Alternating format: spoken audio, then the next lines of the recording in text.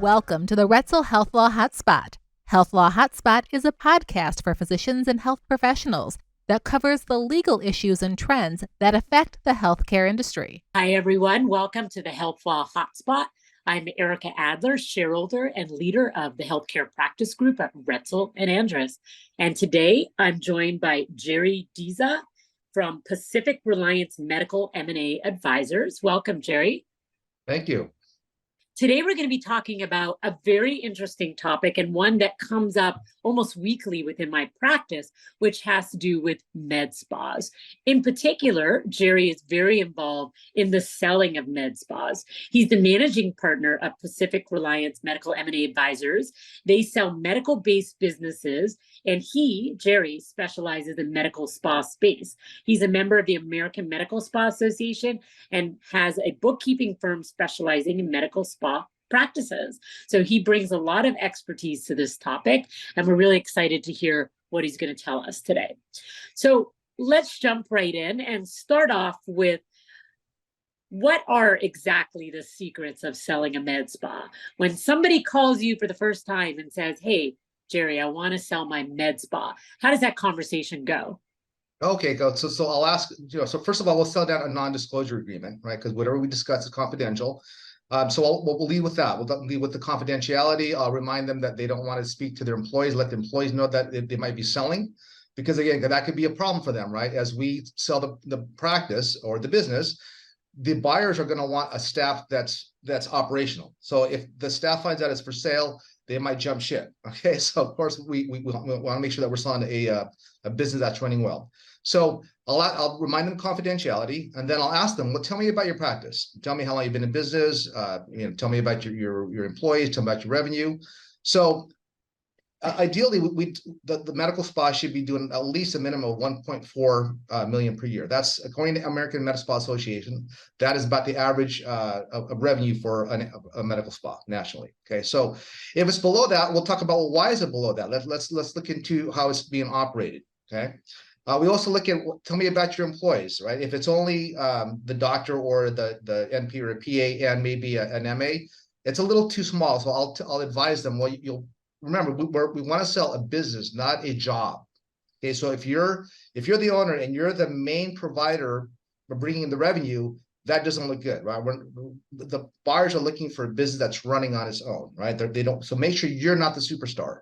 Okay, hire superstars under you. Okay, as an owner, you should be at the 9,000-foot level, so to speak, looking and watching over your business. Okay, over your practice. So you want to make sure that you have the proper staffing. You've got your PAs or your NPs or whatever it may be, and then that you've got it. That you have them doing most of the provider work, and you're managing. Right, you're watching over your cost of goods, your labor costs, and of course customer service. Okay, so we'll look at that, and then we'll also look at, well, how long have you been in business? Generally speaking, buyers want to see a business that's been in business for more than 3 years. Okay, so those are the basics that we talk about. Okay, so when we talk about a physician, though, and this is their practice, does a buyer usually want to buy it and have the doctor stay on, or is that kind of the end of the doctor's association with the practice, or have you seen it both ways? Good question. So it depends on the buyer, right? So there's 3 different types of buyers out there. You've got the doctor who's working at Kaiser and he's getting burned out and he wants to go out and open up his own business, right? So he'll maybe buy a medical spa.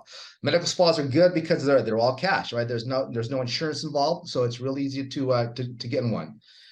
You have another buyer who might be a strategic buyer. They might own 2 or 3 med spas and they're looking to acquire more for the portfolio. Okay, then you have the private equity groups. So they're looking for, well, okay, so for those 2 that we just mentioned, they're going to usually want the owner to stick around for maybe 2 to 3 months and move on. But if it's a private equity group, they might buy maybe 70–80% of equity into the practice and then keep the provider on for a couple of years, maybe 2 to 3 years, and then have them gradually exit out. Or they may say, look, we'll keep you on, and then as we buy more of these med spas, we're going to roll them up and sell it to a bigger private equity group. Okay, right. At that point, the seller, or the owner, will take a bite out of the apple twice, right? It'll be when they first sell it initially, and then maybe 3–4 years down the road, when it gets sold to a bigger private equity, they'll get another bite out of that sale. So are you seeing a real interest then in people wanting to buy med spas? Is there a lot of demand out there right now? Oh, yes, there is. I can't tell, and that's not just from people in the medical field. There's a lot of investors because they see the beauty of a medical spa, right? It's high profit margins, at least in terms of business. It's a higher profit margin business, and it's again, there's no insurance involved, right? It's all cash, and of course, there's a big need for or a big demand for looking younger and more attractive. Right? It's just That's human true. nature. So there's always that aspect of a medical spa. Right. Have your business, the clients that you work with, been reporting any kind of slowdown because of the economy in terms of the demand for med? Oh my gosh. So of course COVID hit, right? So in 2020, everyone got hit, right? But then 2021, people came back. We saw the numbers jump. They were higher in 2021 and then 2022 than they were in 1999, right? So there was a pent-up demand for medical spa procedures. Okay, perfect. And even now, this past year, with the, you know, increased cost of living, you're still seeing a huge demand for it. Oh yeah, yeah. Everyone wants to look good. Same. I mean, we continue to, very successfully sell med spas and medical derm aesthetic practices. There's still a lot of demand. I'm just always Yes. curious, if other people are seeing a slowdown at all. So when somebody wants to buy a practice, and you're representing the seller, obviously one of the first things that happens after the general terms are agreed to is you go into a phase of due diligence, right? And so, Yes. what are some of the diligence issues that you see for med spas that are sometimes a problem, or things, advice that you would like to give to med spa sellers in terms of getting ready to sell? Okay, so the first thing is the books, right? Books and records. So, and I get it, right? When you first started your medical spa, maybe you had your wife or your brother, your sister-in-law, what have you, take care of your books. Okay, and that's fine for the first maybe couple of years, right? But as your revenues start ramping up and you're doing over $1 million in revenue now, hire a professional bookkeeping firm or a CPA to do your books, okay? Because that's the first thing that a buyer is going to look at is they're going to ask me, Jerry, let's look at the books, right? So when they look at your P&Ls, and let's say your key performance indicators, which are your labor, your cost of goods, your rent, and they're off, right? If you hired a professional bookkeeping firm and that knows what they're doing, they should be able to catch that. Okay, but if it's your brother-in-law or your sister that's doing the books, they may not know where your key performance indicators should be at. Okay, so the numbers might be off, or again, it could just not be a very attractive P&L. I've gotten some doctors where they actually did it themselves, and the numbers were just horrible, right? So understand, right? When you have a buyer, and they're going to pay money for your practice, and it's going to be a substantial amount, they're going to want to see professionally provided books, okay, or professionally prepared books. So keep that in mind because that is very important. And of course, you'd want the same thing, right? If you're buying a business, you're going to want to make sure that the P&Ls and the tax returns are easy to follow. Right. And I guess the other important thing is, and you and I talked about this previously, is that if you have multiple locations for your spa, maybe having the books reflect the performance of each location. Yes. I've seen some where they kind of are dividing the derm versus the aesthetic piece and being able to kind of present the data in a way that everybody can see how successful. Like, should we bother continuing to do derm when it represents such a small part of our practice and is not particularly profitable, or things like that, right? So it also needs to tell a story so that they kind of see what it looks like and what they're getting, right? That's right. Yes. Now, in addition to financials, due diligence involves a lot of other questions. Have you regularly filed and paid your taxes? Have you ever been sued? Has employee ever made a discrimination claim against you? There's a variety of pieces of due diligence that need to be collected in a transaction. How do you feel that spas that are looking to sell do with this kind of information? Do they generally keep good records? Are they getting sued a lot? Are they paying their taxes? What are you seeing? So yeah, it just depends on the practice and how it's being managed, right? Thank God I haven't had too many sellers that had too many issues in terms of legal issues, but I have had the occasional where, let's say, the med spa is being sued by a patient because for whatever reason, they did their injectables, it didn't come out right? So you want to, if you're an owner, you want to get on top of that quickly, right? You don't want to get to a lawsuit. You want to make sure that you can alleviate that patient's concern quickly, right? If that means offering more services, giving them discounts, giving them refunds, or whatever you need to do, take care of it, right?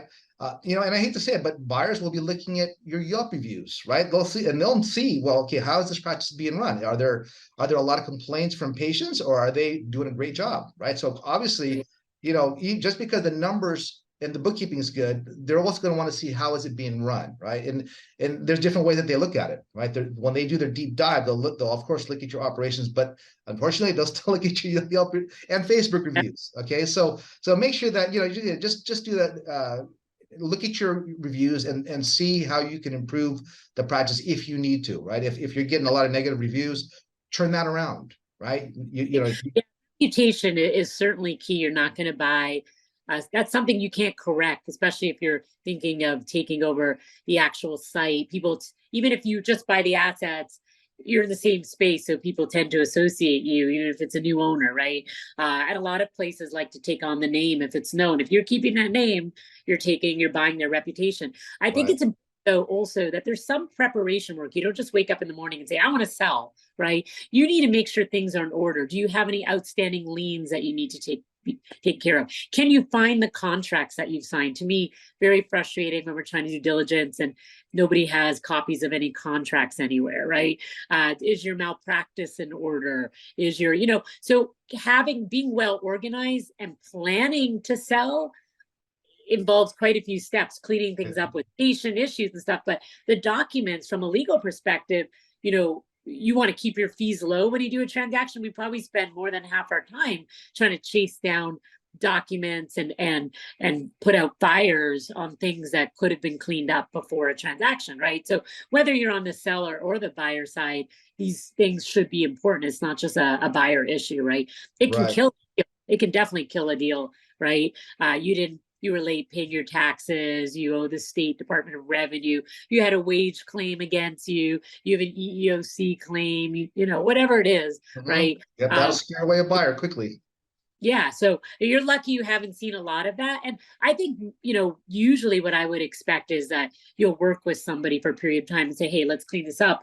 In 6 months, we can talk about selling, but we need to kind of get our ducks in a row here, right? So that's probably why buyers don't have that experience quite as often as they might, right? So I like your point, especially about getting guidance. So as a broker, you provide, and as a bookkeeper, you provide that guidance. Lawyers provide guidance, financial planners. You need to surround yourself with a team of people who can kind of tell you, because you're right, a lot of these they start off people starting to practice on their own, which is great, right? But at some point, you got to do what you're good at, which is practicing medicine or, providing services, and let other people kind of guide you. And I think that's a mistake. Sometimes people wait too long to do that. So I agree with you. Well, I think what it is obviously they don't teach how to run a business at medical school, right? That's not one of the courses. So or law school, right? Right, so, there you go. Yeah. Right. Back to just getting the books and records in order. A lot of things, it doesn't happen too often, but every so often I'll have that medical practice, that med spa where they're still using the old paper filing system, right? Instead of going to an EMR or EHR, like an Aesthetics Record or Aesthetics Pro, and again, not that I'm promoting either one of those software programs, but come into the 20th century, right? When we walk into your medical spa, we shouldn't see a whole bunch of file folders on the shelf anymore, right? We've converted to electronic records. Right, absolutely. And that's a good transition to the next topic I wanted to talk about, which is HIPAA, right? So one of the key things that a buyer is always going to be looking for is compliance with the law. And a really big one when it comes to medical records is HIPAA. Have you maintained your confidentiality of records? Do you give copies, when requested? Where are they saved? How are they stored, etc.? In your experience, are most of the sellers up to date and compliant with HIPAA that you're seeing? Yeah, most of them are, but again, you have those few that are not. So, but yes, what I also noticed too, though, is a lot of times, like if you look at their Yelp or their website, they'll have actual patient pictures, which is fun because they're showing before and after, but they're not blocking, maybe the eyes or what have you, right? Because I know there's confidentiality with that as well. I wouldn't want, if I was a patient, I wouldn't think I'd want my full picture on a website somewhere. Well, unless the patient obviously specifically is given permission, which is another issue. Like if you're if you're going to be taking over the website and retaining those photos, you do want to make sure that the patient actually gave permission for that. And Yes. or if you're buying the assets and not the company, how do we transition the right to use those? That's a great point. I mean, those photos before and afters are super important in that industry. So really important to think about that. So what do you think that a med spa really needs to do to continue to maintain attractiveness? We know that obviously they want to continue to grow, but how can they know how they're doing compared to other med spas? How can they figure out what other people are doing that they should be Good thinking? question. Yeah. Well, Is that something you work with?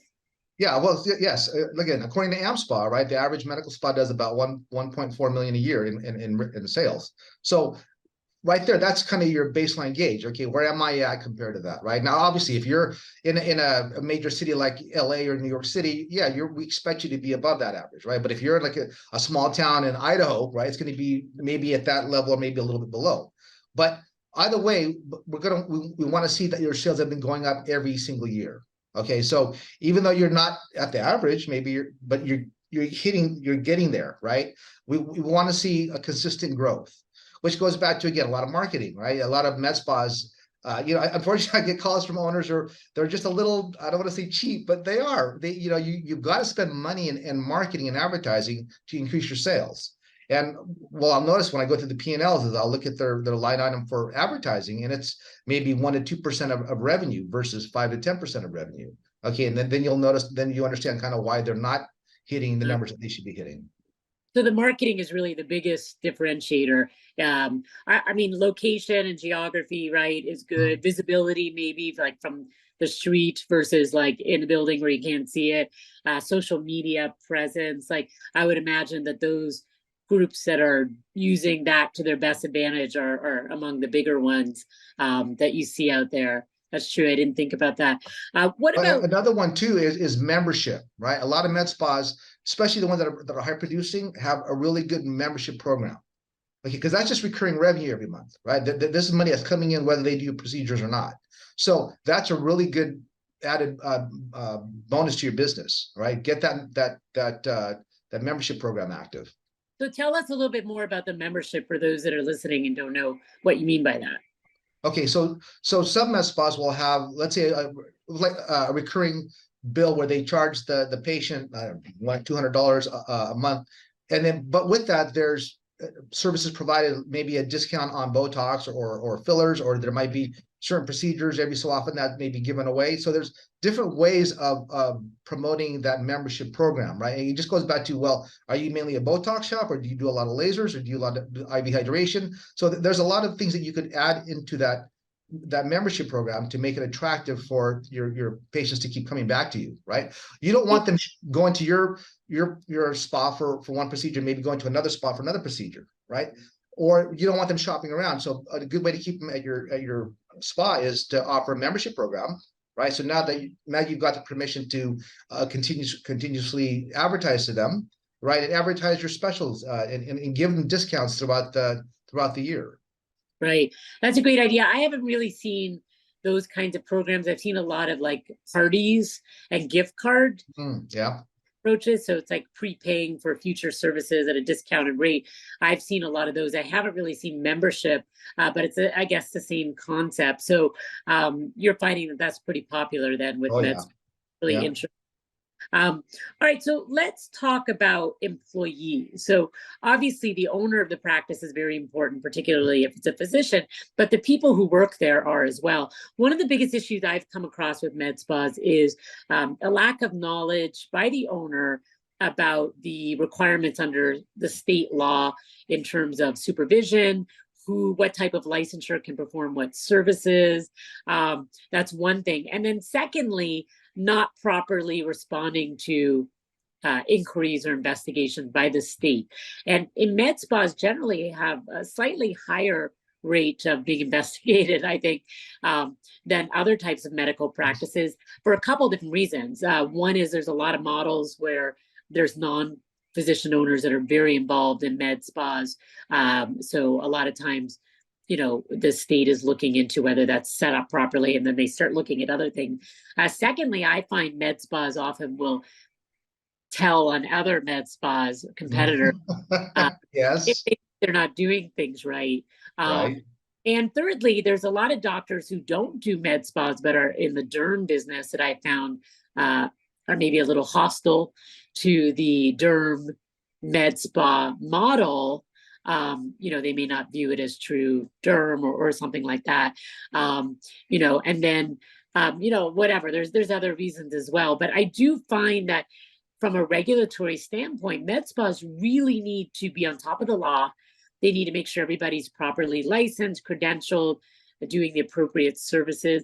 If you go to sell, particularly if private equity is the buyer, they are going to be doing more diligence. We've only touched on diligence in this discussion. Their diligence is not going to be only looking at the contract, but the policies, the employee background. And one of the things they're definitely going to look at is compliance with state laws in terms of items that I've mentioned. So generally, when you're talking with your sellers, is this something that they are on top of? Are they aware of these requirements? Or some of them a little lax with them? What has been your experience? Yeah, again, thank God the majority of my sellers have been on top of it. But again, you get every so often you will come across that one seller who may not be up on things. Maybe they're not understanding the corporate practice of medicine for that state, right? So that's where maybe they have an MSO PC set up, and maybe it's not quite set up the way it should be.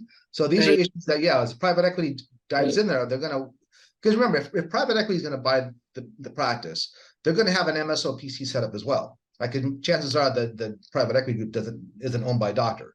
So that's where they're going to look at how you're set up, and they, again, just making sure that everything is above board. And I'm sure you could probably speak to that more than I can. Since I'm actually thinking that, but I'm also thinking more about licensure. So, for example, in some states, only physician has to have a visit with a patient before they can have laser hair removal, right? Mm-hmm. Or a physician has to be available at all times to supervise an MA that might be performing services. Mm-hmm. And not everybody is aware of that. Some people are supervising too many mid-levels. Mm-hmm. State law speaks to that as well. So there's many different laws that people need to be on top of depending on the state you're in. And that's something where I find there's a real lack of knowledge. And, sometimes you have buyers that aren't aware either, so they don't ask the right question. Mm-hmm. But the worst is if you aren't doing your own homework, you're looking to sell, you don't want it coming up when you're looking to sell, right? Because then you lose the deal potentially, but also then you have to bring yourself into compliance, which could really affect your bottom line at the end of the day, right? Let's say you're using less expensive staff to do certain services, but guess what?